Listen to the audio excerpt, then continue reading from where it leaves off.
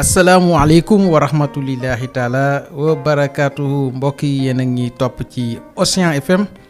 98.7 ak ci bouquet canal horizon bi 847 seen émission Océan politique nag dimanche bu nekk comme niñ ko daan defee dina dalal ab kàngam jëm ci wàllu politique wala même acteur société civile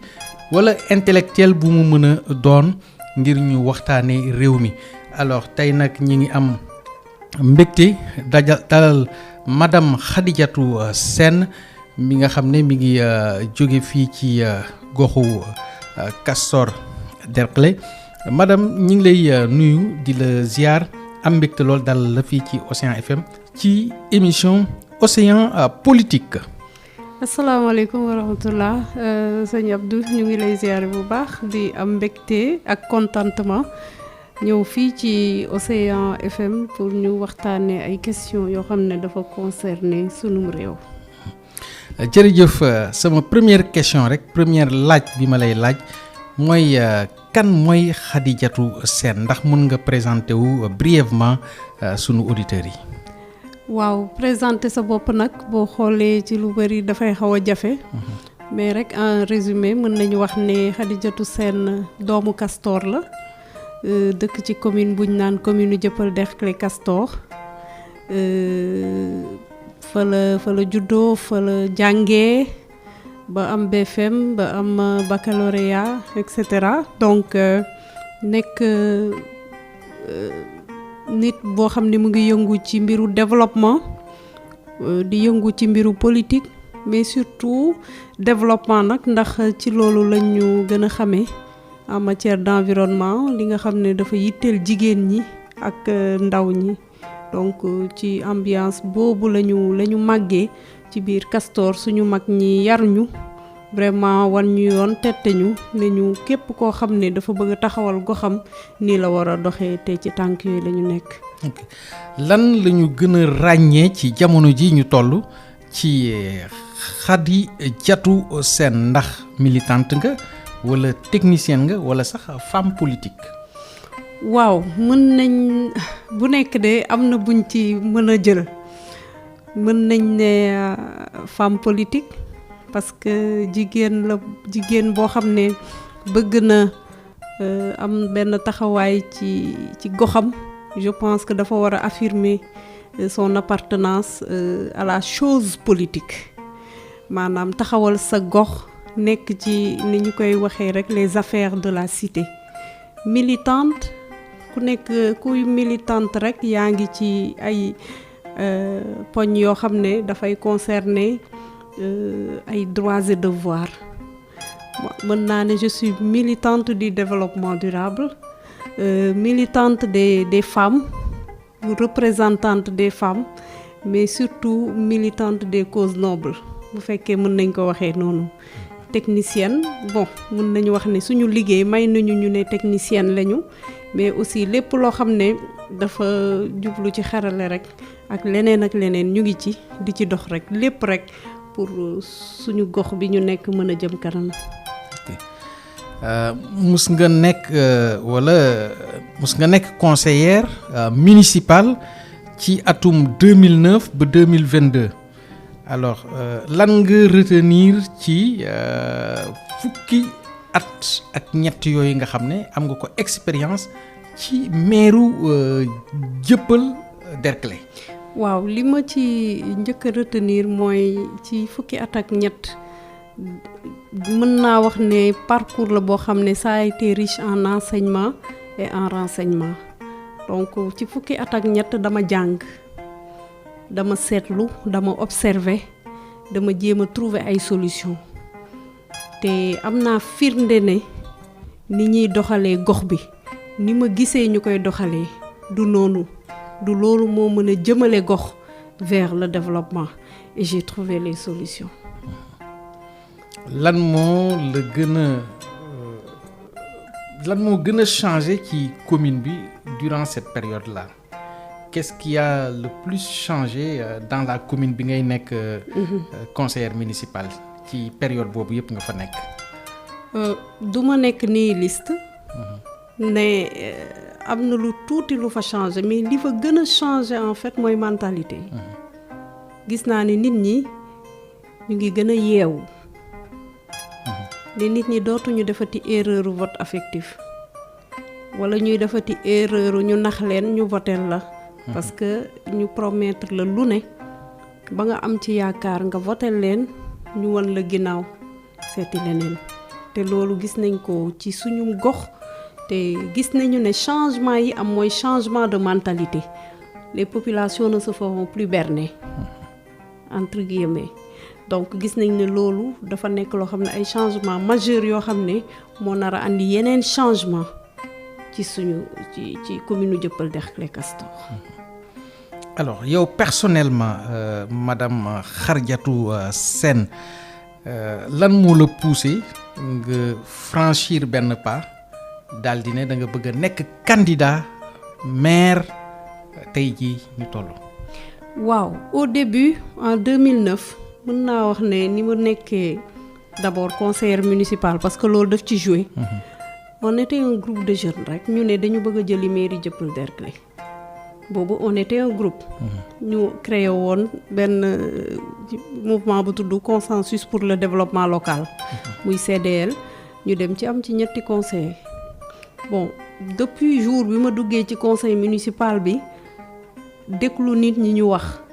ma génn ma ne commune bii pour mu jëm kanam foog ma jiite ko parce que li ma ci gisuma don de soi bi nga xam ne Sénégalais yi dañ koo soxla ci laa commencé nag tàmbali di liggéey ba 2014 si laa njëkk a déclaré sama candidature. donc une décision mûrie la. C'est une décision mûrie. De longue date. mu am déclic. Ok. Le déclic bi mën nañ wax ne dama gis laxisme ak mu manqué pas-pas nañu ma baal mu manqué pas-pas bu baax a baax ndax réew li ko yor. mooy pas-pas ak don de soi nga joxe sa bopp pour l'intérêt de toute la communauté. te loolu dafa xawoon tumuranke. Alors ce parcours associatif. ndax mi ngi compléter sa expérience institutionnelle. waaw mën nañu wax ne presque ñaar yi dañoo jaxasoo boo gisee sama parcours associatif dugg ci politique moo andi mise en place d'une association parce que dañu génn ci 2009 ma gis ne femmes yi doon ànd ak ñun yëpp ma gis ne defatuñ dara ñu ngi toog ma ne pourquoi pas ne pas les organiser ñu créer benn action de développement. ci noonu ma woo leen ñoom ñëpp ñu ñëw daje bëri macha allah ma ne leen il faut que ñu organiser leen ñoom seen bopp ñoo jóg ne kenn duñu jiite ku dul yow ci boobu la ñu créé l'association des femmes pour le développement local AFDL boobu c'était en 2009 toujours donc boobu ba léegi association bi mu ngi exister ba mën nañ wax après xam naa ci yi nga xam ne moo nekk ci biir association bi yëpp. ci boobu aussi nekk nañ ci programme quartier zéro déchet nga xam ne ñun ñoo koy coordonné depuis 2017 au niveau de la commune de Dieuppeul Derklé ak yeneen yoo xam ne ñu ngi ci biir ci biir suñu parcours associatif dafa bëri ay militantisme des droits quoi yoo xam ne yu ci bëri dañuy engagé wu taxaw pour rek représenter suñu gox ci bépp cause nag. ndax travail associatif bi des fois gënu la nurul lu gën a efficace action municipale. bu baax sax parce que ñun dañu sentir ne sax ñun on est maire parce que liggéey bi ñuy def au niveau de l'association. dafa mel ni liggéeyu maire parce que on est au secours des populations on les écoute. On essaie de trouver des solutions. Pour vous dire que c'est vrai que j'ai été présidente de la commission femmes à la mairie de Dieuppeul Derklé, mais liggéey bi ñu liggéey au sein de l'association des femmes pour le développement local dafa nekk liggéey boo xam ne actuellement touché na plus de 500 femmes te jigéen boo ci gis dafa nekk ci biir kër te ay influence yoo xam mu ngi dem ba biir këram ndax on est parvenu à autonomiser à peu près 80% des femmes yoo xam ne léegi dañu nekk jigéen yoo xam ne ñu ngi nekk seen wetu borom kër di ko jàppale ndax dañu am ay mutuelle ci biir ay centre de formation ci biir donc vraiment yu bëri yoo xam ne jàppale xale yi jàpp ci bourse yi jàpp ci éducation beeg tout santé beeg yëpp donc dafa mel ni rek dañu nekk ci mairie daal di ko jiite donc moo gën a efficace boo xoolee ak action institutionnelle yéen a gën a am proximité ak population bi que même sax maire bi tout à fait ok alors tey boo ma doon décrire sa vision leadership local nan nga ma koy décrire waaw pour man le leader dafa war a nekk koo xam ne il doit être proche des populations c'est vrai que de plus en plus dama am ay écho wala ay nit ñuy ñëw ci man naan man ñoom xalaatewuñu woon nii laa amee facilité d'approche alors que leader dafa war a wàccee boppam dafa war a suufee ànd ak nit ñi ndax boo suufee rek suñu borom bi yëkkati la donc di leen déglu di wax ak ñoom di kaf ak ñoom di foo ak ñoom bu ñu nekkee ci métit nga bokk ko ak ñoom bu ñu amee problème parce que problème du dañ la koy wax rek nga trouver solution tout de suite bu ñu la ko waxee da ngeen koy partager ñu seet nuñ koy yaatalee vraiment ba trouver ci solution bi nga xam ne mooy gën donc loolu mooy leader mooy kiy génn ci koñ bi di bale yor baleem di bale mbedd ànd ak xale yi di bale ànd ak jigéen ñi di leen utal ay formation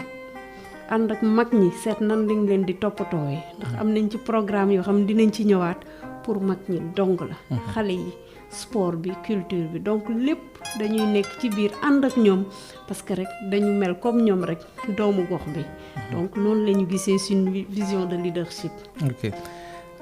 sa manière de diriger ndax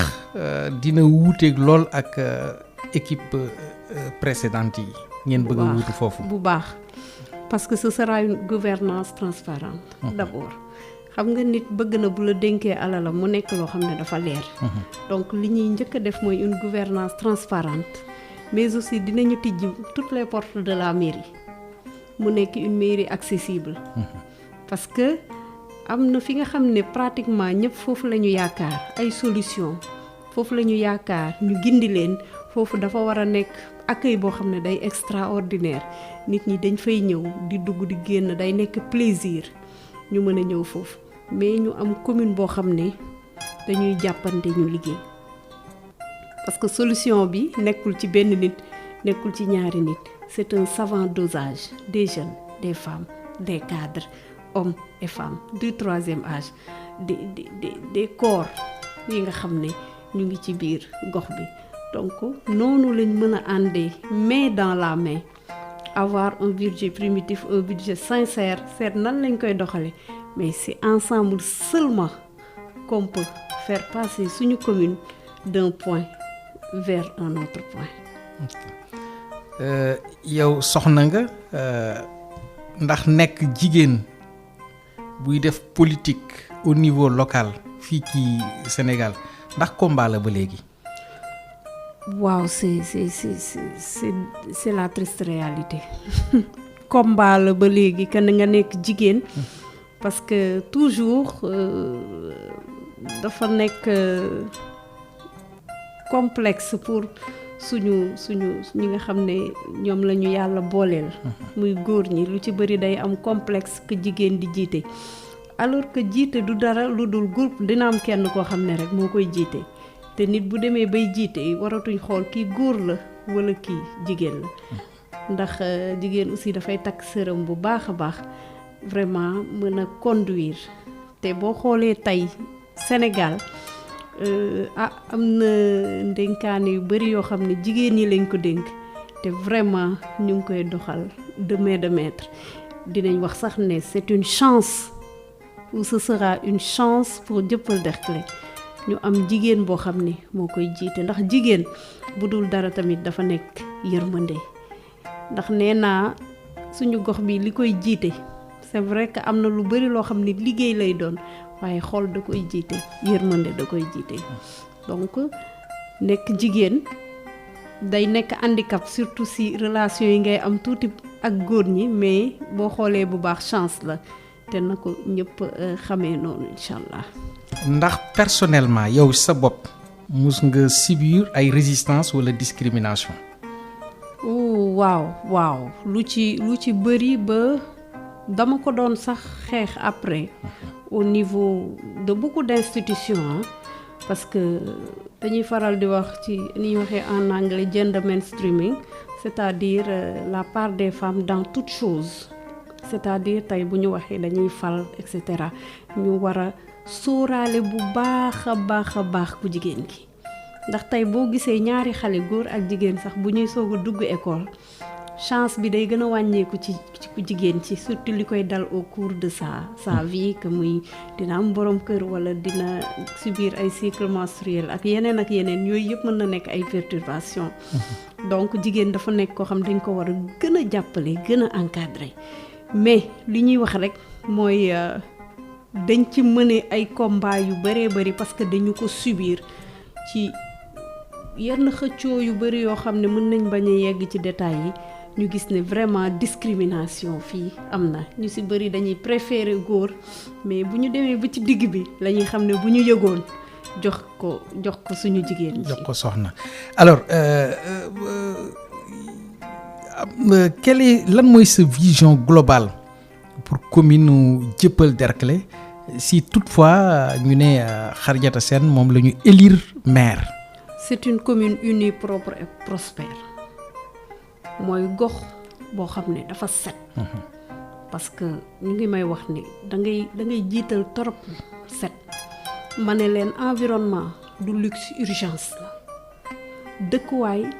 pour xel mi sell faw dëkkuwaay bi set donc dafa bokk ci suñu premier combat yi que suñu gox set. beneen bi mooy nit ñi bu ñu àndul yërmande suñu borom du wàcc te ànd boobu mooy ànd ci même yi nga xam ne dañ ko war a liggéey. maa ngi waxtaan ak ay jeunes barki démb ma ne leen bu yàlla defee ma doon seen maire di ngeen sonn ndax dinaa leen liggéeyloo ndax investissement humain di ngeen ko def di génn yéen it di bale di defar gox bi ñu seet yéen it lan mooy seet participation ci gox bi. ko ne ci dara ñëpp dañu war a ñëw jàppale ko bu ñu nekkee ci projet ñëpp dañu war a ñëw futteeku ne ci ñii seen xam-xam ñii seen doole ñii seen alal ñii seen leneen ak leneen bu ñu ko defee loolu nag mooy commune unie te bu ñu ko defee ñu ngi jëm vers la prospérité loo xam ne du jar sax état di ñu appuyer ñun mënal nañ ko suñu bopp te bu ñëpp defee noonu rek Sénégal dafay avancer. madame su fekkee ne fal nañ la maire 100 premiers jours yi lan mooy sa priorité absolue. waaw buñ ne 100 premiers jours yi mooy ñetti weer yi jiitu te ñetti weer yi jiitu ay concertation la ay waxtaan dinañ waxtaan gën a waxtaan ak xale yi mais waxtaan boo gis rek waxtaan la wala wax taaj la takk buñ ne wax taaj ba pare takk ko mooy dañuy waxtaan joxe ay recommandation jëlaat beneen deadline ne fileeg temps lii la ñuy def dinañ ko def ak xale yi dinañ ko def ak 3e âge dinañ ko def ak jigéen ñi dinañ ko def ak étudiants yi dinañ ko def ak commerçant yi nga xam ne dañu nekk ci marché Castor am place bu mu am ci commune u Dieuppeul Derklé donc dinañ def ay concertation ak culte c'est-à-dire imam yi dinañ waxtaan ak évêque yi dinañ waxtaan ak bàjjenu gox yi dinañ xooli poste de santé bi dinañ def ay visites plusieurs visites bu ñu ko defee nag ba pare loolu mooy nañu jublu ci liggéey bi donc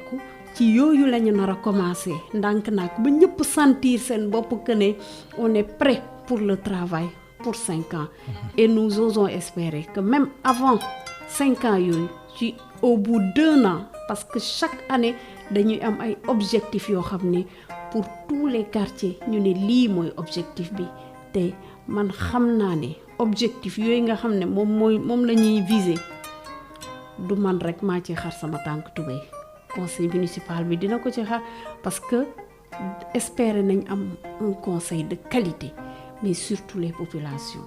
te li andi loolu yëpp mooy waxtaan yi nga xam ne bu ñu demee ba toog incha allah dañuy toog nag ñu ne liggéey nag dafa jot lii la ñu war a def lii te lépp lu ñu mënul def rek dafa fekk ñun ñoo ko sàgganee wala ñu tayalee ko waaye lu ñu song rek war nañ koo mën a daan incha allah. ndax di nga institutionnaliser cadre de concertation avec les populations.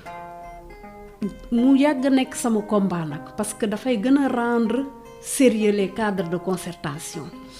xam nga nit ñi par exemple dañuy soofantal les conseils de quartier mu nekk cadre boo xam ne dafay permettre kii nga xam ne demul mairie xamul lu xew mairie wala am na lu mu bëgg a kaas koñam mën na ko kaasee ci cadre de concertation. C'est vrai que délégués de quartier yi ñu ngi fi mais les responsabilités ne sont pas les mêmes. Même les cadres de concertation yi nga xam ne dafa concerner éducation dañu war a jël ñii nga xam ne dañuy jàngale ci gox bi ak ñii nga xam ne ay conseillers lañ spécialistes en éducation ñu toog di waxtaan. bu ñu waxtaanee même pas dans le cadre de la commission de l'éducation mais dañuy jël beneen cadre boo xam ne dafay regrouper même ñi nga xam ne anciens jàngalekat la même jeunes yi nga xam ne dañuy investir ci cours de renforcement ñëpp dinañ leen boole foofu pour que ñu gën a mën a waxtaan gën a yaatal parce que cadre de concertation yi ngay gis nii dafa ne parce que waxtaan nag ci la lépp di régler mën naa ñëw sumb liggéey xalaat ne bu ma ci demee man kese dinaa ko réussir loolu képp ku ko def di njiit da ngay juum waxtaan na neex borom kër te borom kër bi du maire bi borom kër bi ñi dëkk ci kër gi la en fait c'est ça la réalité donc da nga ciy waxtaan ak ñoom ñu mettre en place des cadres de concertation parce que am na yoo xam ne foog ñu teg ko institutionnaliser ko ñëpp xam ne lii moo fi nekk parce que dañu yaakaar ne loolu dafay am njëriñ dafay permettre ku ne ci gox bi mu xalaat ne man war naa mën a taxaw ne ah man de lii war nañ koo waxtaane wala lii laa ci xalaat ñu bañ a bàyyi benn xalaat mu des ginnaaw. dañuy faral di gis confiance bi war a am ci entre élus ak citoyens yi dafa mel ni dañ koy fragiliser yow nan nga ko nar a restaurer boo si toutefois nga nekk maire. waaw loolu réalité la dans la commune et je pense dans les autres communes. que élus yi ak citoyens dafa am méfiance wala sax dafa am stigmatisme wala ñu ne conseil yi seen bopp rek lañ fi nekkal. mais c'est triste mais loolu aussi réalité la. ndax kon war nañu mën a repenser communication municipale. mais bu baax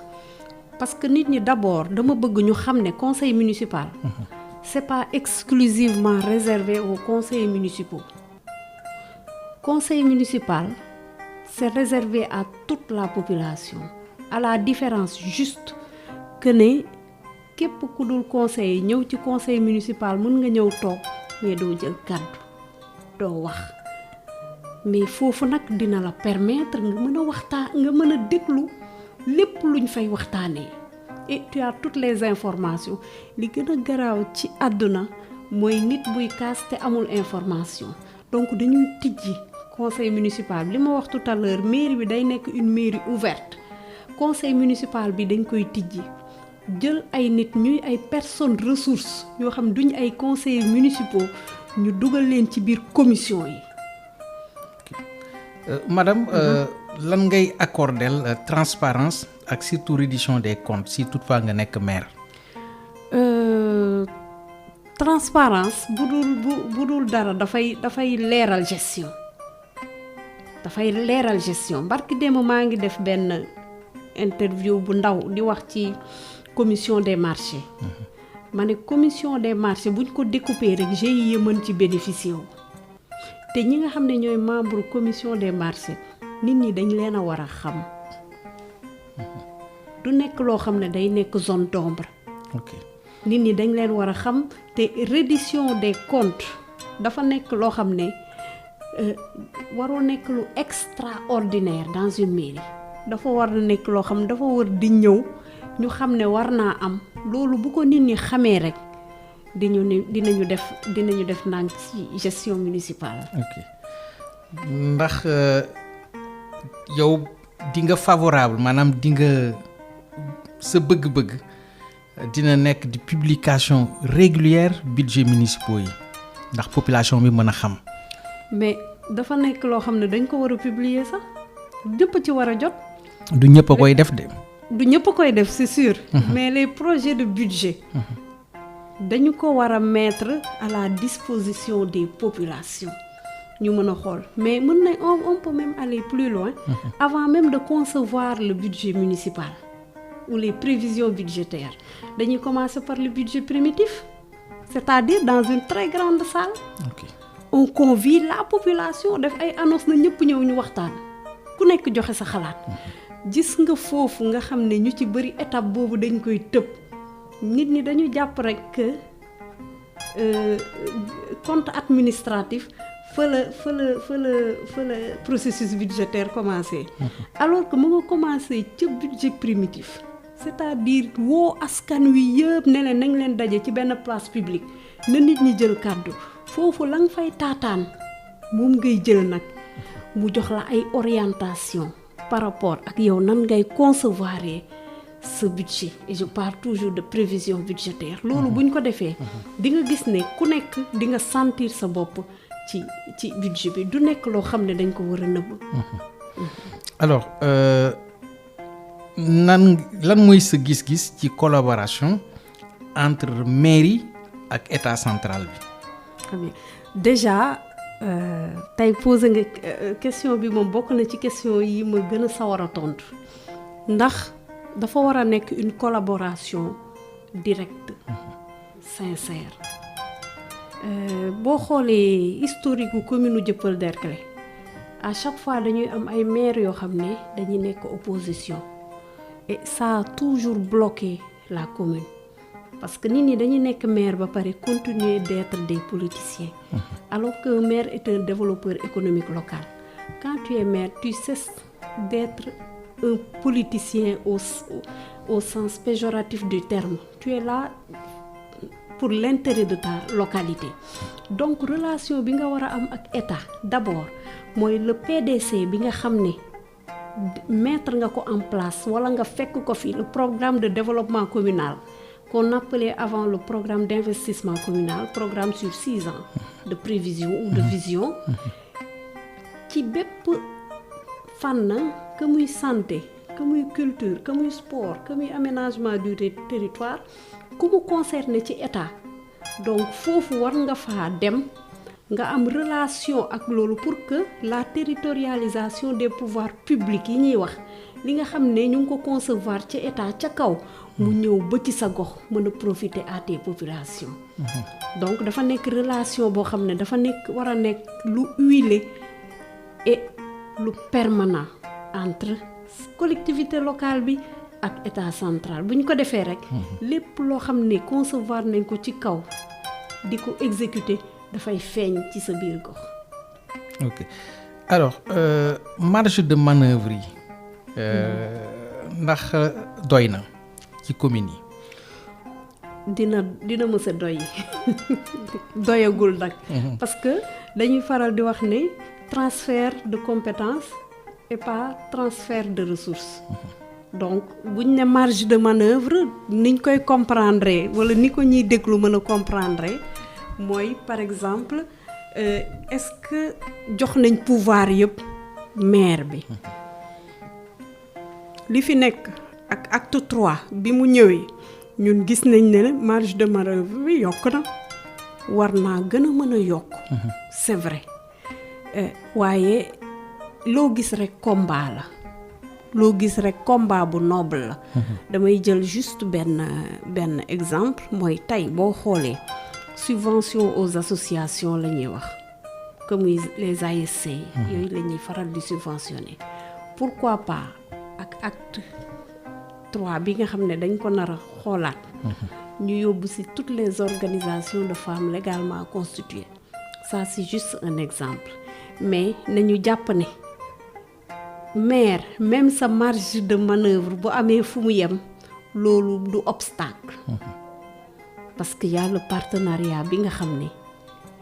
c'est ouvert en Afrique c'est ouvert hors d'Afrique en Europe en Asie en Amérique etc. donc maire daal liñ ciy wax na nga sawar na nga am volonté conviction engagement ak confiance bi nga xam ne moom la sa waa gox jox dara mënul nekk obstacle sa kanam. madame ban méthode de travail nga nar utiliser ak conseil municipal bi. ah du nekkati conseil municipal boo xam ne dafay am ay wax jokkalante waxu teesante wala waxu ku nekk di jéem a jébaane sa morom. nan ngay gérer divergence politique interne yi.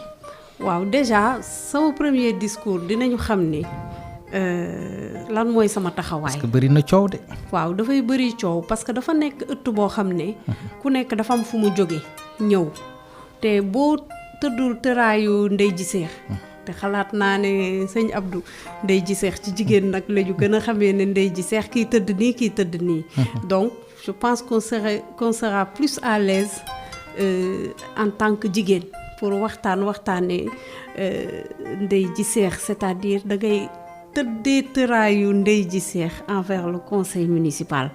bul def xaaj ak seen ñoom ñëpp c'est des représentants des populations. responsabilité yi ñi ñu ko war a dénk buñ ci xool ne kii man la àndal wala kii àndul ak man ki nga xam ne war naa mën a toog ci poste boobu coordonner ko gérer ko diriger ko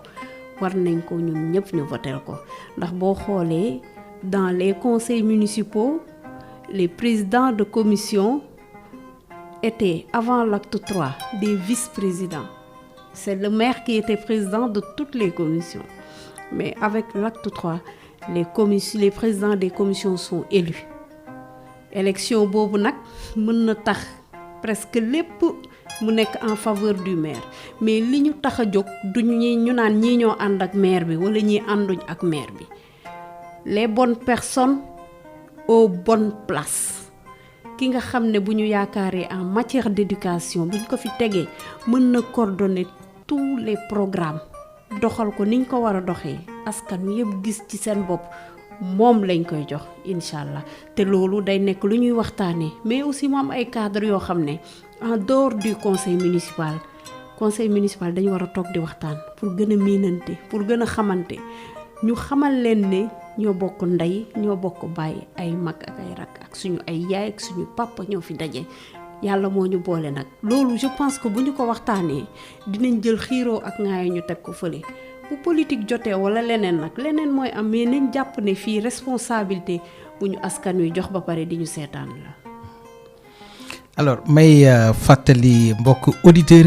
Océan FM 98.7 ak ci bouquet canal bi 847 tey maa ngi dalal ci Océan politique madame Khady Diatou Sène mi nga xam ne daa nar a doon candidat maire Dieuppeul Derklé madame Sène ñu dem ci 3e poñu émission bi nga xam ne environnement la ñuy waxtaan insalubrité ak cadre de vie. alors insalubrité nekk na maanaam préoccupation population yi lool sax xam naa sa jot nga cee wax tuuti brosser tuuti alors ban diagnostic ngay def d'abord. diagnostic bi ñuy njëkk a def mooy on produit trop de déchets li ñuy produire ci déchet dafa bëri coordonnatrice programme zéro déchet nag mooy wax. te déchets yi ñuy produire il nous faut une éducation environnementale donc dafa nekk formation boo xam ne war nañ ko former askan wi pour que ñu xam nan la ñuy traiter les déchets li am ci déchet am na loo xam ne mënoon naa delluwaat ci biir kër yi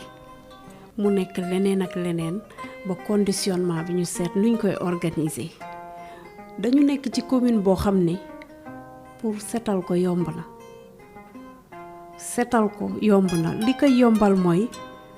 bale suba bale ngoon bale guddi bale bëccëg. pourtant ñi fi nekkoon mësuñu ko réussir de. waaw commune yi moom doy na waar trop. waaw surtout nag day gën a difficile Dieuppeul Derklé mais dafay gën a teel a am solution ndax commune Dieuppeul dafa am quartier bu ñu naan Castor un grand quartier boo xam ne vraiment le plus grand marché de légumes du Sénégal foofu la. muy marché Castor muy produire beaucoup de déchets te déchets yooyu dafa dem ba laalaale pratiquement tout Castor même si question environnementale touché na Dieuppeul touché na Liberté 3 touché na Derklé et cetera mais plus à Castor l'urgence pour xoolaat waxtaanee mbiru environnement dafa gën a nekk à Castor donc c'est le constat bi nga xam ne moom la ñu def. ok système actuel bi montré na ay limitam de. waaw booy wax système actuel bi mooy ni ko mairie bi di doxale waaw parce que balaa ngay dégg karas bale ci Castor wala ci marché Castor guddi la te la plupart du temps commerçant yi ci seen bopp ñoom ñooy cotiser responsabiliser ay nit ñu leen di baleen guddi alors que dañu jàpp ne nit bu jógee këram que mu jóge ci commune bi wala feneen ñëw gaare oto dugg marché Castor dafa war a nekk marché boo xam ne mu ngi jaar ci ay yoon yoo xam ne du dëgg kenn du ko dëgg du dëgg ci salte aussi pour jàll buy dugg marché Castor day sourire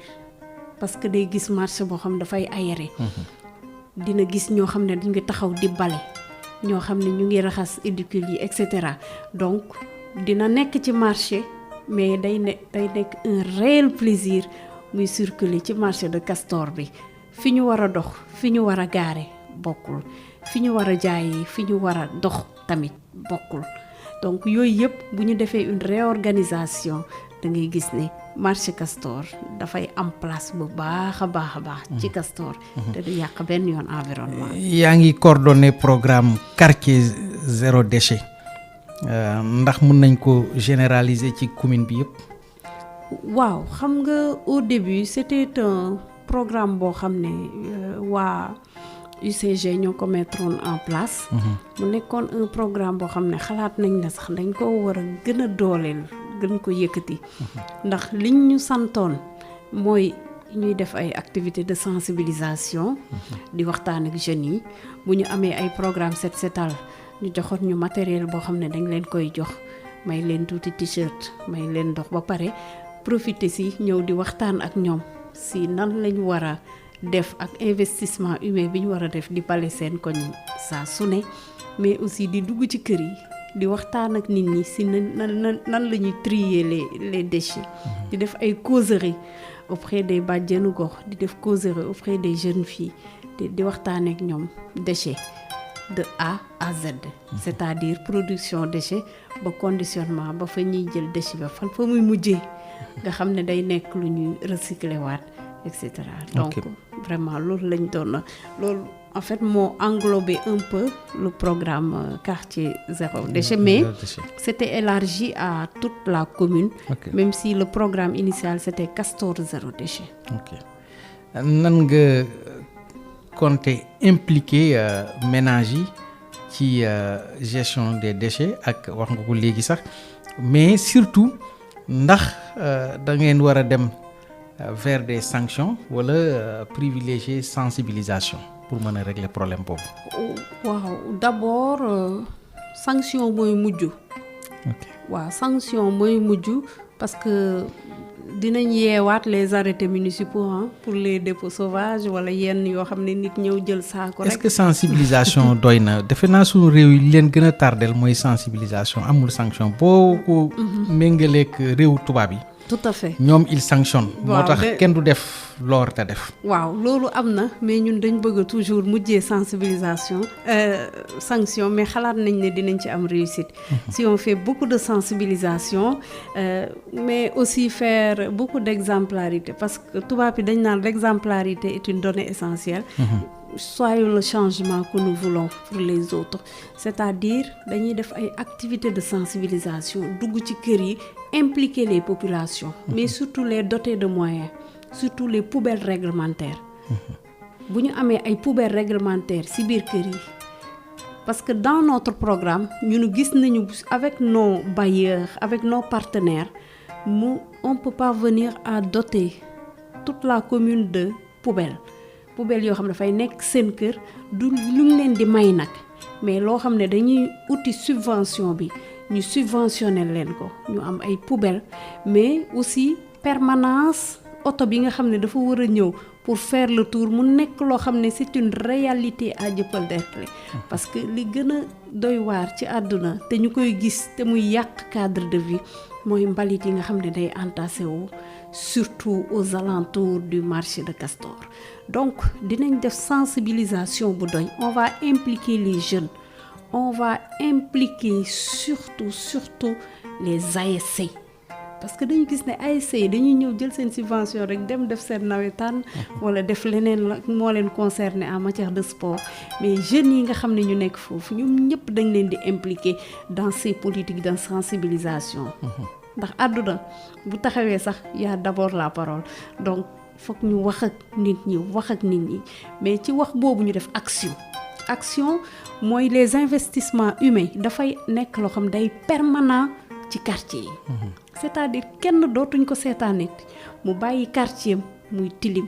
ñëpp ciy dugg ce n'est plus l'affaire de la mairie l'environnement le cadre devient une affaire des populations à Dieuppeul-Derklé dañu bëgg ci li nga xam ne moom la ñuy def commune Dieuppeul-Derklé ñu toog ba koy waxtaanee ci arrondissement Grand Dakar ci 6 communes yi nga xam ne ñu ne li am commune Dieuppeul-Derklé nit ñi di ko xool pour ñëw di def brainstorming pour mën ci roy pour mën ko def feneen ak feneen sanction yi nag dinañ ko mujjee incha allahu rabbi. ok ban place la économie verte ak recyclage ci sa projet communal. Recyclage dafa nekk tey boo xoolee ordure mooy mbalit nit ñi jàppale bu ñu jëlee mot bi ñu diviser ko par 2 dafa lay jox ordure maanaam or la lay jox mbalit or la recyclage yooyu poubelle réglementaire yii ñuy mettre en place mais mbalit moo ko defar dañu nekkoon ci benn séance de formation yoo xam ne def nañ ko ak ay groupe yu mag yoo xam ne dañ ci doon waxtaanee recyclage ni ñu na recyclage fan la ñu mën a yóbbu ñu dem ba ñu gis ne table banc yi nga xam ne mu ngi am ci école yi bu defee 1 mois 2 mois yàqu ñu gis nit koo xam ne ñun suñu partenaire la suñu xarit la te ñoo jàngandoo école tey Sénégal dafa bokk ci ñi gën a di recycler mbalit mooy monsieur Macoumba Diagne vraiment ñu koy nuyu au passage muy directeur Récuplast ñu gis recyclage place bi mu war a occuper Sénégal ñun loolu dañ ko def programme nar ko jël bépp mbalit dinañ ko recycler fii à Dieuppeul-Derklé d'autant plus que nous avons le plus grand marché de légumes du Sénégal légumes yooyu déchets wu légumes yooyu liñ ci mën a liggéey pour fertiliser dafa bari te dafa mën a génne ay liggéey yu bari plastique bouteille yi ñuy utiliser en plastique etc. lañ ca mën a recycler dafa bari donc loolu moo andi les 3 poubelles réglementaires yi nga xam ne nit ñi mën nañ ko bañ a jàppee réalité mais comme nit def na ko ba réussir ko ñun jàpp nañ ne loolu du obstacle ci ñun donc ci yooyu la ñu nekk économie verte nag dafa nekk. ndax mën nañu créer emploi vert ci Dieuppeul-Derklé. mais bien sûr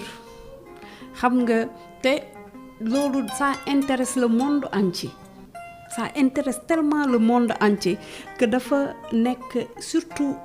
on y va d'abord pour base dans la plantation des arbres mais surtout dans les établissements primaires parce que lu ñu daan gis ñun bi ñu nekkee woon xale boo duggaan ci suñu école yi danaa nekk école bu verte j'ai discuté avec un partenaire mu ne ma boo ma andilee école ma def ko école bi yëpp ay haricot plante d'haricot parce que loolu dina la jox haricot bi dina la jox verdure bi nga xam ne moom nga soxla pour xale yi parce que éducation environnementale sax dafa war a njëkkee ci biir école bi les allées Ababacar Sy tey boo ko xoolee ñu ngi ci liggéey boo xam ne am na solo mu ngi fay am mais dafa am l'économie verte dafa am solo torop te li ñu ciy nar a gën a dooleel mooy les bailleurs yi nga xam ne dañu gëm dans une vision à long terme que dafa bokk ci li nga nar a xam ne moo nar a andi changement dans les différentes localités du monde. ñu jëm ci inondation yi ak canaux yu bouchés yi vraiment sont récurrents au niveau de la commune Dieuppeul-Derklé. Yan solution durable nga bëgg a proposer? Mooy prévention avec les curages et toujours les curages. Je pense que curage yi ñi ngi koy def de mais teewul problème bi mi ngi persister ba léegi. waaw parce que ñu ngi defuñu curage nag ni ñu ko war a defee déjà, c'est-à-dire lañ ca war a def des na c'est vrai, mais dama jàpp ne li gën a andi loolu mooy manque de civisme aussi des populations. Loolu il faut que ñu laal ko ak suñu baaraam ne vraiment y a un manque de civisme boo xam ne am na ñoo xam ne dañuy ñëw canaux yi dañ koy buure. ñun dégg nañ ci ay information yoo xam ne bi ñu ko déggee dañu téye suñu gémmiñ, ndax dafa am ci ñoo xam ne dañuy lal ci kaw canaux yi pour jaay. Donc pour ne pas être gêné nag dañuy obligé di buure canaux yi. xam nga loolu manque de civisme gënul doy waar loolu. mais aussi am na ñoo xam dañuy ñëw di sàcc weñ yi nga xam ne moo fa nekk. donc yooyu yëpp dafa nekk yar rek ndax je pense que problème bi du problème mu commune Dieuppeul-Derklé, problème mu Sénégal yëpp la. faw ñu yaraat, faw ñu wax, te yar moom je pense que yar lañ ko tuddee. waaye wax ji mooy yar bi. looy nekk di ko wax di ko waxtaanee ak askan wi di ko waxaat dinañ dem ba lépp luñ ci bëgg rek ñu def ko. mais d'abord et j'insiste là-dessus mooy la prévention avec le courage. Okay. Le mal est profond, hein, madame. Alors commune ndax commune c'est commune bi ngeen a ram mën na agir sans di xaar état bi? waaw parce que tey état lu ci bëri fonds de dotation la, fonds de concours, mais commune mën na demal boppam. c'est vrai, mais man demal boppam yëpp boobu yëpp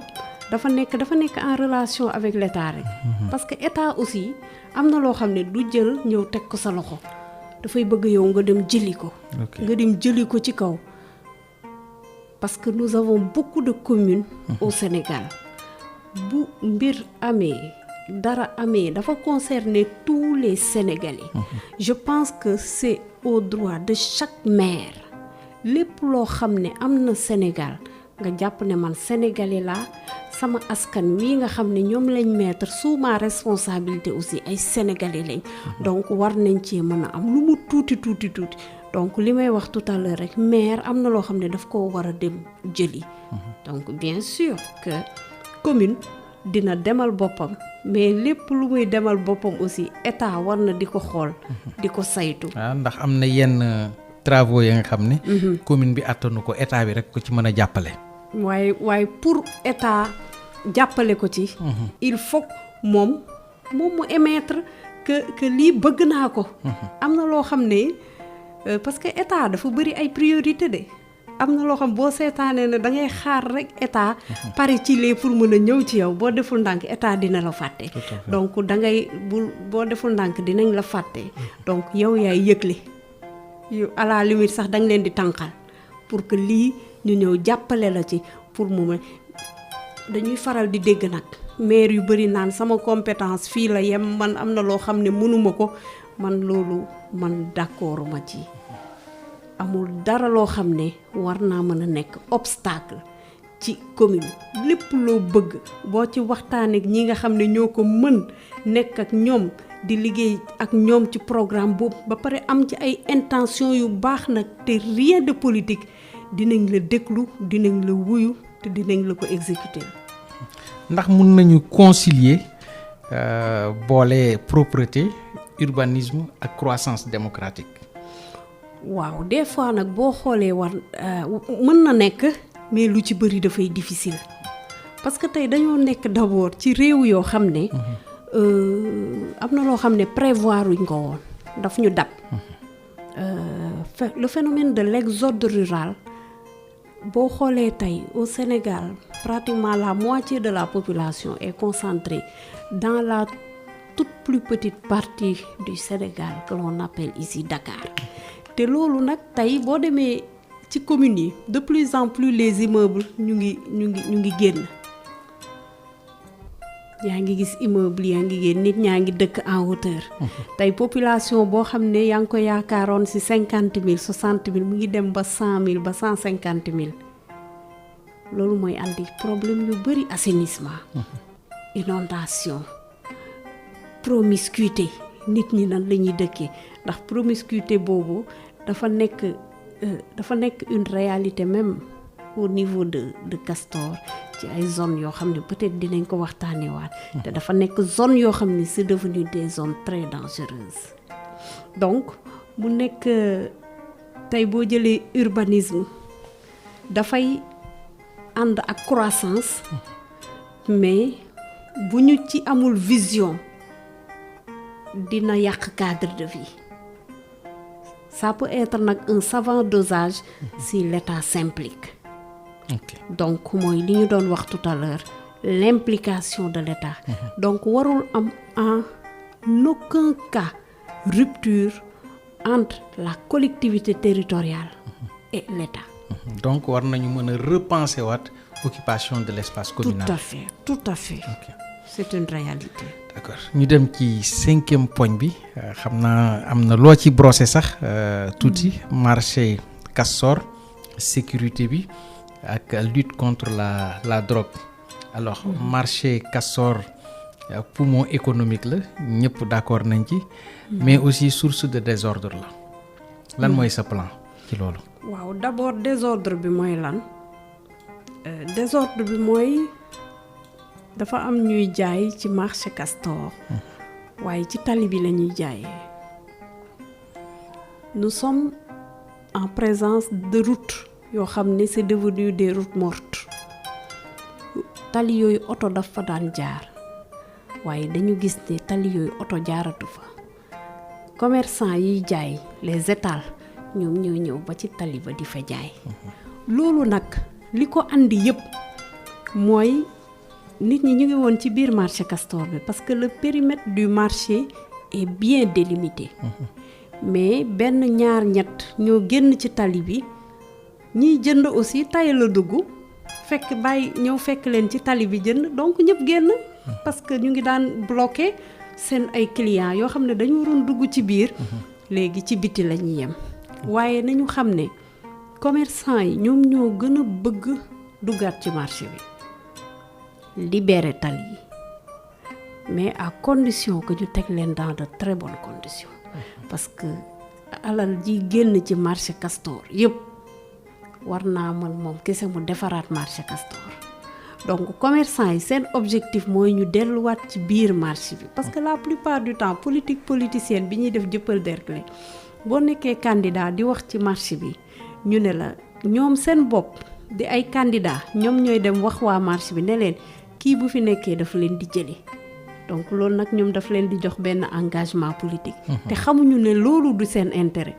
ndax nit tey bu xëyee këram war a dem liggéeyi même bu dee day jaay ci étal na jàpp ne loolu mooy bureau te nit nag buy liggéey war na mën a nekk ci bureau boo xam ne bureau bu mucc ayib la donc ñun ci condition yooyu lañ yu njëkk yi ñu doon nekk yi nga xam ne ay conditions yu baax la ci lañ leen di delloowaat ba ñëpp am jàmm boo duggee ci marché Castor di nga xam ne bu ma bëggee légume fii laa jëm bu ma bëggee leneen aussi côté bële laa jëm ñëpp nekk ci jàmm. ñu organiser waat marché bi. alors ñu wax tuuti ci insécurité bi ndaxte wax dëgg yàlla inquiété na lu bari habitants yi. ñi dëkk ci alentouru marché bi lan nga ci constaté yow. waaw parce que insécurité buñ ciy wax rek mooy manque de lumière déjà dañu nekk ci gox boo xam dafa lëndëm. te loolu mooy premier facteur d'insécurité boo xoolee marché Castor dafa am insécurité ndax du tëj marché la boo xam ne amul heure tijji amul heure tëj. ok te nit ñi ñu ngi ci tali bi jusqu'à 4h 5h du matin ñu enchaîner parce que à partir de 4h du matin rek yaa ngi déggaat oto yi ñuy ñëw ndànk-ndànk mais nit ñi dañuy jóge partout que ñi comme li ñuy faral di wax ñi gàmmu ak ñi raas dem donc ñëpp ngay gis te dafa nekk marché boo xam ne dafa lëndëm d'abord loolu moo njëkk a nekk facteur d'insécurité te yàggul torop am na lu ñu feeñal aussi ci marché Castor lié à la drogue ndax boo xoolee marché Castor ba ca kaw marché ba ca terrasse ba am na ñoo xam ne fa la ñuy fanaan donc dortoir la aussi. Tout à fait. waaw d'ailleurs moom laa doon sax parce que drogue bi vraiment touché na trop fortement la jeunesse. nan la mairie bi mën a agir concrètement pour régler problème boobu. waaw parce que tey xam nga jeunesse dafa large. jeunesse ak problème yi nga xam ne yëpp dafa ko laal dafa large da ngay gis dafay toucher éducation. tey xale yi ci bëri dañuy teel a bàyyi jàng. wala dañuy jàng ba ci digg bi seen parents yi dootul amati moyen nga gis leen nag ci tali bi toog waxtaan bu ñu nelawee ba midi. wala 1h ñu génn toog naan café et cetera guddi gi dañu am dara lu ñu def. donc li ñu naan la nature a horreur du vide. lu ci bëri mën nañ ne côté boobu mën na tax beneen bi marché Castor dafa am ay influence yu bëri yu ci nekk par rapport à la drogue. ok yan influence la. dafa parce que li ñu fa découvrir par rapport à la drogue bettul ñu bëri. bettul ñu bëri dafa nekkoon loo xam ne bi ñu ko kii sax dañu ne heureusement que nit ñi tijji nañ autorités yi tijji nañ seen bët ci li nga xam ne mu ngi am ci marché Castor bi dafa influencé trop. Les bars existent. Il y en a beaucoup qui existent au niveau de la commune de Dieuppeul-Derklé. te solution bi mooy waxtaan ak jeunes yi rek. sensibiliser leen mais surtout ñun dañu jàpp ne cadre bi leen gën a mën a sensibiliser te dinañ ko jox ay responsabilités yu ëpp yi mu yor mais mooy les associations sportives et culturelles. les ASC parce que mbir mi du sport rek def sport. def culture mbir mi ñi nga xam ne ñoo ŋànk sport bi surtout les vétérans dañ leen di gën a responsabiliser par rapport ak drogue ni mu commencé di yàq mais loolu boo xoolee dafay ñëwaat ci suñu waxtaanu sànq impliquer encore l'État toujours l'État ndax gis nañu tey da ngay même dans les établissements les portions là de boissons alcoolisées que l'on vendait à des prix très bas. yooyu day nekk porte bu lay yóbbu ba ci leneen ak leneen beneen stupéfiant. Tout à fait. donc programme bi de sensibilisation dina dugg ci école yi. primaire yi collège yi et tout parce que vraiment ñëpp lay laal. alors collaboration ban collaboration nga envisager ak force de défense et de sécurité yi. ndax police de proximité mën nañ ko renforcer ci zone yooyu. waaw parce que nag dañoo am police bu mag. muy la police de Dieuppeul nga xam ne dafay faral di def ay intervention au niveau de la commune de Dieuppeul-Derklé mais surtout police municipale bi nga xam ne daan na amoon na ci ay mairie mais depuis quelque temps on ne voit plus la police municipale. donc loolu dafa war a yegsiwaat pour régler les petits problèmes mais collaboration mënul ñàkk entre les forces de défense et de sécurité ak la commune mënul ñàkk te je pense que la collaboration boobu ñoom dañ ci gis bu ma ne ñoom mooy askan wi gis nañ ci taxawu bu baax a baax boo xam ne police bi nga xam ne dafa nekk ci suñu commune daf ko jouer sur la sécurité et surtout sur la drogue. ok ñu waxtaan léegi ci juróomeelu poñ bi jeunesse emploi femme sport ak culture. alors madame Khadijatou Sène l'emploi des jeunes xëyum ndaw ñi défi la de bu majeur sax bu mag ndax ab maire yi lan lañu war a xaar ci ab maire yi ci domaine boobu. tout à fait xam nga nit ñi dañuy faral di wax emploi ak employabilité. ñu ne maire yi mën na créer les conditions de l'employabilité maire yi mën na def ay jéego ci employabilité. mais ñun dañ ne même l'emploi des jeunes c'est possible ñu ne ñu comment. D'abord, on va venir sur l'employabilité. Employabilité mooy créer les conditions pour que xale bi nga xam ne par exemple dafa jàng ba mu bac def formation 2 ans amul liggéey wala xale bi nga xam ne am na bac bëgg a continuer ses études supérieures qualifiantes parents yi mënuñu koo fayal donc créer condition employabilité mooy nu ñuy def ba moom bourse nu ñuy def ba jàppale ko parce que nit mën na dem ba jàng ba un certain moment sax mu dugg ci entrepreneuriat donc yooyu yëpp mooy encadrement bi nga xam ne suñu commission éducation daf cee war a liggéey am ci un programme boo xam ne day am ay date chaque année bii lii mooy suñu programme te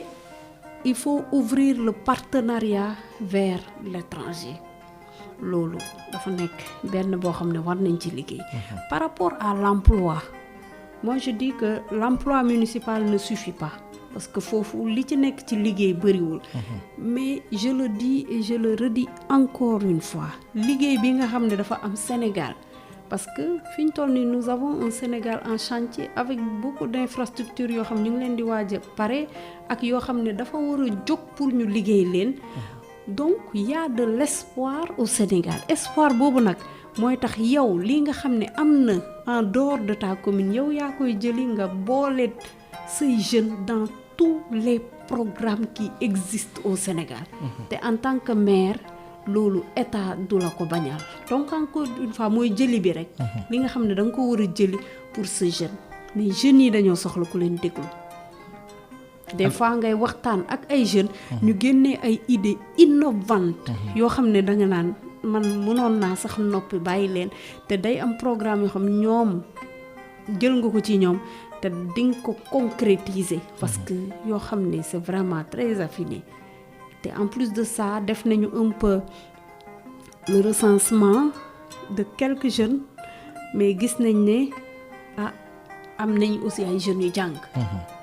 am nañu ay jeunes yu jàng yoo xam ne def nañu beaucoup de formation yu qualifié yoo xam ne rek vraiment les mettre à l'œuvre moo ci des ndax commune bi mun na nekk facilitateur ak vers le secteur privé mais tout à fait te dafay gën a dooleel rek l'emploi des jeunes fu ñu war a gën a mën a creuser la moo tax ma ne caabi bi mooy waxtaan caabi bi mooy xalaat secteur privé li ci mën a jóge ci emploi à commencer par li nga xam ne sax secteur privé la nekk ci suñu gox parce que dañu nekk ñun ci commune boo xam ne dafa nekk en pleine ville déjà mu bëri secteur privé bu fa développé ci centre ville la nekk tout à fait ci centre ville la nekk donc loolu ay opportunité yoo xam ne ñun dañ koo war a saisir muy am yoo xam ne rendez-vous du donner et du recevoir la mais lépp dañ koy teg ci contrôle de légalité fa mu war a jaar mu jaar fa ñoom ñu xam ne ci gox bii ñu nekk dañu war a am surtout les responsabilités sociétales d'entreprise et autres lépp loo xam ne war nañ ko mën a def sur la question de la jeunesse ñu def ko parce que am na loo xam ne nit ñi dañ koy xaw a réeree mbir jeunesse aussi c'est action sociale am na loo xam ne daf leen toucher trop moo tax tey nga gis déperdition bi am parce que jëluñ en charge ce jeune là pour savoir que nekk cas social moo tax mu dugg ci yenn kii. mais madame am na ay structure de formation ya nga xam ne ñi ngi ci biir gox bi wala sax ci yeneen gox yi nan ngay envisager si toutefois nga nekk maire benn partenariat ak structure de formation yooyee mais structure de formation yi ñoom loolu rek la ñuy xaar te man nii rek li ma ci waxtaan ak ay structure de formation c'est presque la moitié yoo xam ne ñoom xaaruñu dara lu dul xaaruñu ci mairie bi en fait dañu ne voilà ce qu'on vous propose on nous propose des formations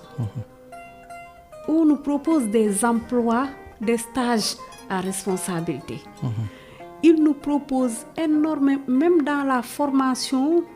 suñu agents yi ñu ngi ñu koy proposer maanaam les agents de la mairie la jeunesse les femmes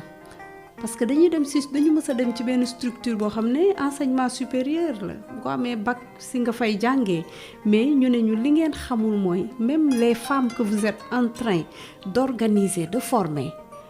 am na ay formation yoo xam ne mën nañ leen ko dispenser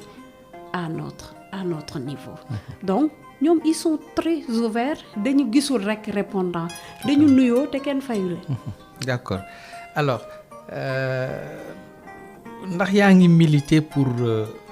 l'autonomisation économique des femmes. yan mécanisme concret. waaw dafa nekk loo xam ne nag ñu ngi ciy liggéey depuis 2009. loolu nag comme disait l'autre c'est notre dada. Ok. Donc foofu dañu def ay résultats c'est-à-dire l'objectif c'est la promotion de la femme en général mais aussi ñu développer ay activités génératrices de revenus c'est-à-dire les AGR mais pour ñu développer AGR yooyu il fallait que ñu former femme bi mais quel type de formation parce que jigéen bu demee ba am benn âge mënoo ko defal formation 1 an 2 ans fekk mu ngi ci nekk femme au foyer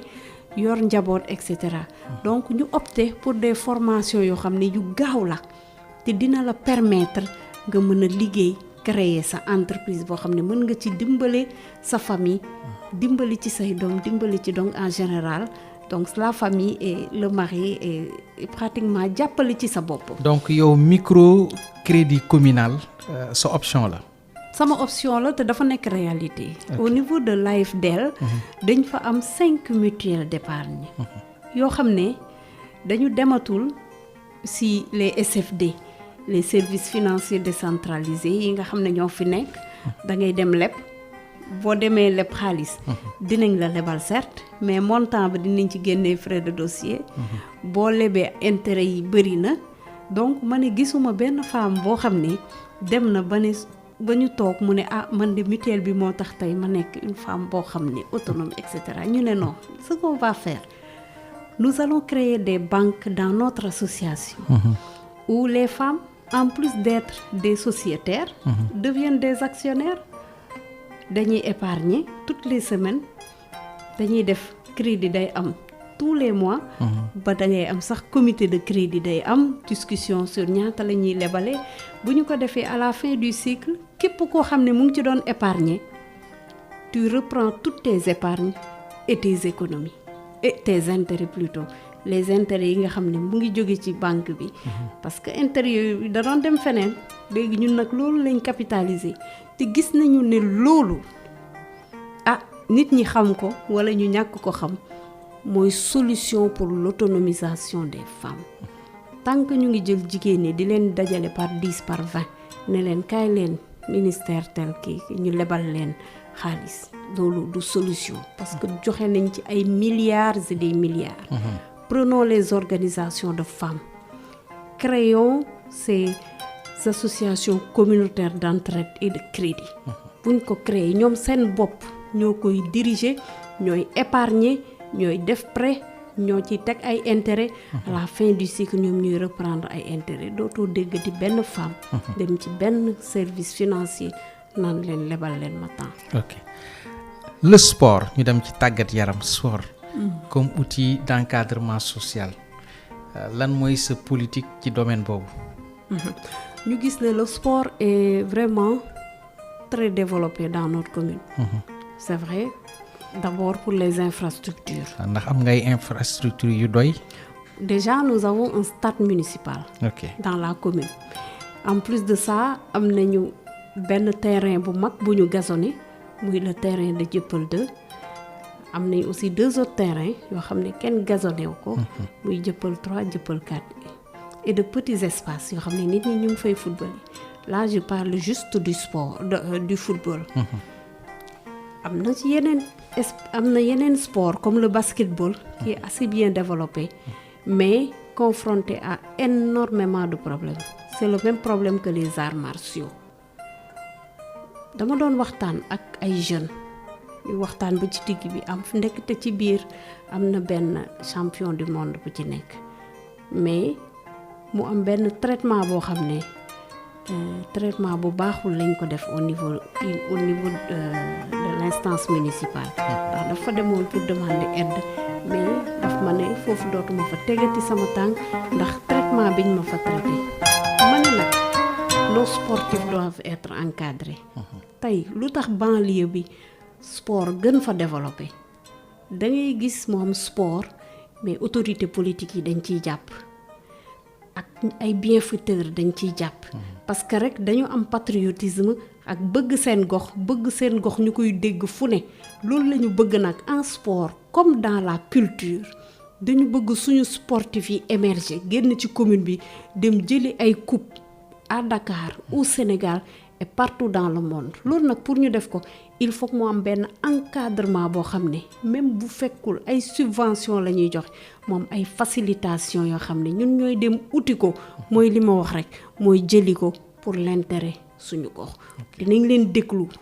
waaye aussi dinañ wax ak ñoom par rapport à la violence parce que li ñu gën a noter aussi mooy après les matchs il y a beaucoup de violence les derbys entre quartiers te dañuy saluer la mise en place de l'entente Deqale Walidane muy 2 grandes équipes qui se sont fédérées pour vraiment constituer une te li ñuy doxal mu nekk liggéey bu am solo ñu ngi koy def ñu nekk ñoo xam ne nag dañ leen war a bàyyi xel ndax lu ci bëri c'est encadré par des vétérans donc noonu la ñu gisee sport bi nar leen ci impliqué nag à 100% pour ñu génnee solution yu mag yi nga xam ne mooy permettre l'encadrement de tous les sportifs yi nga xam ne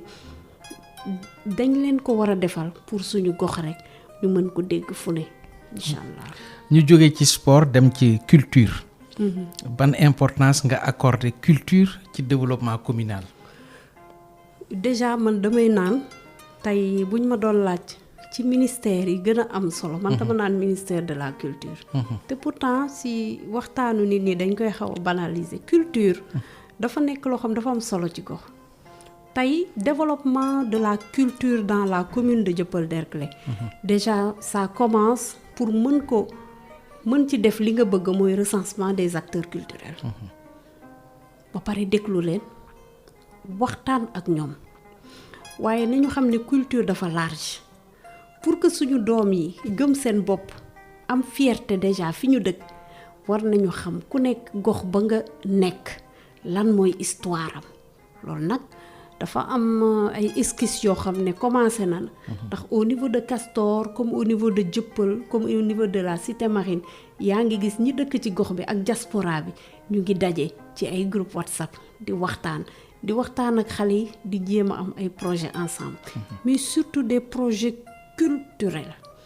des projets de l'histoire bu seen gox c'est-à-dire lan mooy histoire Cité Marine yan ñoo doon valeurs yi lan ñoo doon action yu noble yoo xam yooyu yëpp dafa bokk ci culture mais la musique doit être développée ici la lutte c'est d'abord c'est un sport mais elle est d'abord culturelle donc la culture elle est très large marché de Castor par exemple war na am département boo xam ne comme li am Médina dafay am c'est-à-dire je pense que c'est la maison du cuir ça implique énormément de choses mais nañu jàpp ne tous les acteurs culturels dañ leen war a recenser d'abord aussi ñu départager leen ku nekk ci fànn bi nga xam ne war ngaa mën a jëriñ sa bopp mais aussi jëriñ askanu commune Dieuppeul-Derklé ñu jéem la ci jàppale tegal la ay programme ouverture nga xam ne mairie bi ci li may def nii am naa chance pour ñu mën ma ci jàppale buñ ma ci jàppalewul ñu boole ma ci loo xam ne bu ma ci xaree sama tànk tubéy rek war naa mën a wane li nga xam ne moom laa mën. ok parce que culture levier économique la. alors nan nga nar a valoriser l'identité culturelle et le vivre ensemble ca Dieuppeul-Derklé. porte développement la déjà. le vivre ensemble. tey boo demee ci yenn milieu urbain yi. day dem ba c'est de melting pot dafa ne je parle de diversité culturelle. waaw dafay nekk loo xam ne tu as pratiquement toutes les cultures. tu as toutes les croyances. léegi nag ça c'est un encore qu'il faut que ñu créer des leviers pour que ñoom ñu mën a vivre ensemble à travers des actions culturelles damay seetaan ñu invité ma ci ay ce qu'on appelle les FOSCO, c'est-à-dire les foyers sociaux et culturels des établissements. Des établissements. ma gis ñuy def la promotion des cultures, c'est-à-dire ñu ne ci école bi ñi nga xam ne fii la ñu bokk ñii fii et cetera ku nekk na nga développer sa culture. dafa nekk ay programmes yoo xam ne en étroite collaboration avec les acteurs culturels dañ ko war a def, dañ ko war a mettre en exergue à travers ay activités yoo xam ne dañ koy bokk ensemble, mais surtout aussi dans les établissements. ñu def ko xamal ko xale yi pour que cette diversité culturelle là mu andi vivre ensemble, parce que ñi nga xam ne ñoom ñoo dëkk ñoom ñooy màttante, mais war nañ mën a dëkkandoo ñun ñëpp. te li ñuy faral di wax rek nit war naa mën a dëkk ak jaan ci pax bu fekkee mën nañ ko tuddee jaan. ok ndax di nga institutionnaliser événements culturels communaux yi. mais ça c'est une demande. dafa mel ni da nga déglu sama waxtaan ak ay acteurs culturels ñu ne am na yoo xam ne dafa war a nekk chaque année ñëpp di ko xaar.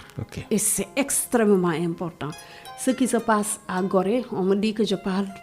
toujours ou la plupart du temps de Gorée ya fay am. wala à Saint-Louis, le festival de Saint. dafa nekk yoo xam ñun ñoo koy initier. ba pare muy am chaque année muy nekk loo xam ne nit ñi dañ koy xaar du nekk benn du nekk ñaar mais dans plusieurs domaines mu nekk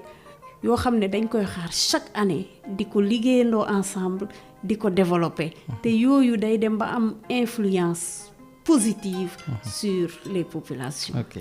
ñu jeexalee fii mooy message politique. alors madame lan moo la wuuteleeg fondamentalement yeneen candidat wu maire Dieuppeul Derklé. li ma wax moom laa nar a def ci kàttanu yàlla. parce que dañuy faral di wax ne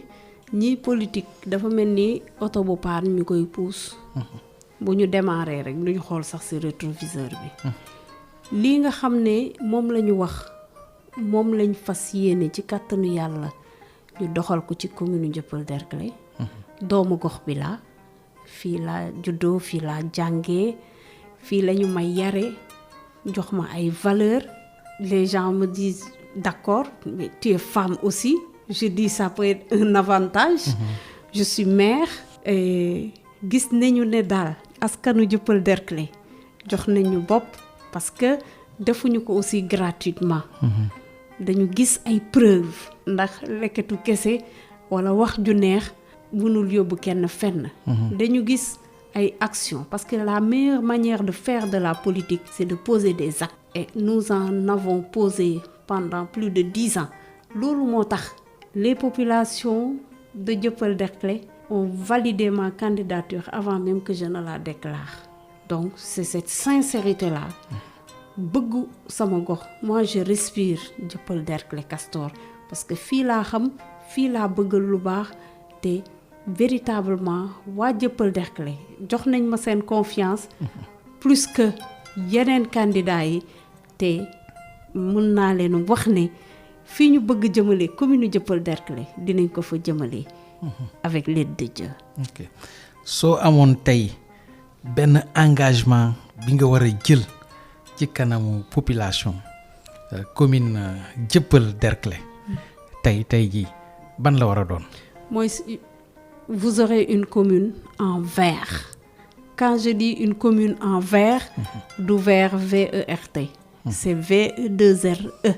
maanaam veeru ndox boo ko xoolee wala veeru jus di nga gis ne ci biir jus moo ci nekk. donc lépp day leer lépp day transparent incha allah. ok ban message bu mujj ngay adressé habitant Dieuppeul Derklé su élection yi jegesee. di leen wax ne nañu téye qu'il tienne bon. qu'on ne se laisse pas distraire par des discours politiques yu neex. bu leen kenn naxati. bu leen kenn promettre des éléphants blancs nañu jàpp ne je serai leur représentante et je vais les représenter dignement te lépp loo xam ne ci commune Dieuppeul-Derklé bëgg nañ ko buñ ci àndee dinañ ko sottal incha allah. jërëjëf merci madame Khadijatou Sène ci acceptation bi nga accepté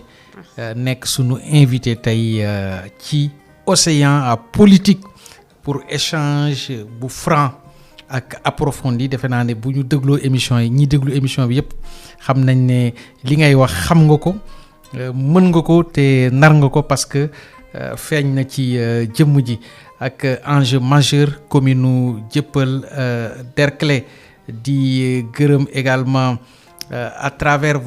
surtout ce parcours ce engagement citoyen ak ce vision ba nga xam ne da nga ko axé sur l'environnement sur la sécurité emploi des jeunes l'autonomisation des femmes sport ak culture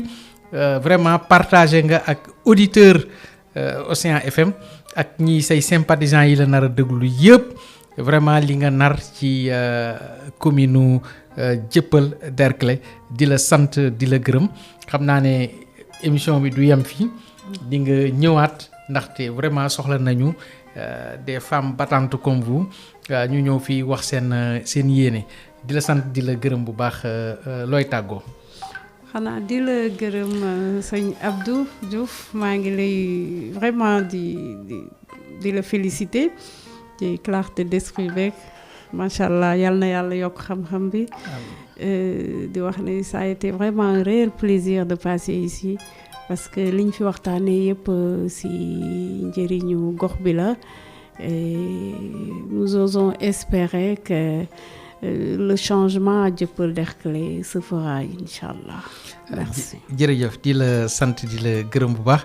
ci kii technicien bi nga xam ne nag moo arrangé émission bi di Abdou Fall di gërëm également le directeur de la radio monsieur Abdoulaye Diop ki newoon ci présentation bi Abdou Diouf di leen jox dig daje ci dimanche bii di ñëw ak beneen invité.